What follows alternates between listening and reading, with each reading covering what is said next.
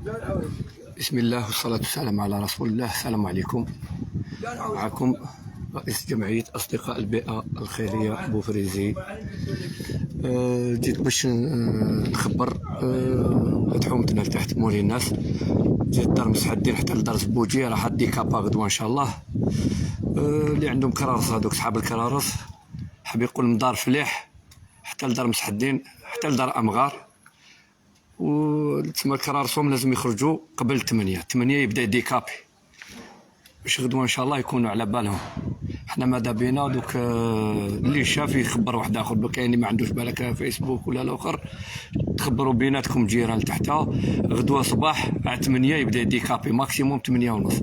حنا ماذا بينا 7:30 الى اللي يقدر يبيت كروسو قدام دار ماكودي، خاطش الخدمه تشد 3 ايام حتى ل5 ايام، ديكاباج وفينيسيون 3 ايام حتى ل5 ايام. دوك اللي يقدر يحط الكروسه تاعو جهه لاسورس من تحت، او يحط الكروسه تاعو جهه لاسورس، واللي ما قدرش يحط جهه لاسورس يحط منا جهه دار ماكودي، منا بنادم نسعفوا ولاد حومتنا حتى تفرى الطريق لتحتها.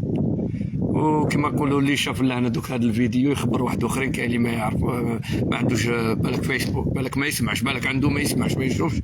ماذا بينا الجيران تحتها من دار امغار حتى لدار فليح كرارس يخرجوا غدوه ان شاء الله بكري قبل 8، خاطر 7:30 8 بيلي يسطاليو. حاب يقول يقدروا 8 8:10 8:30 يبداو ديكابي، وان شاء الله نتلاقاو في ساعه الخير.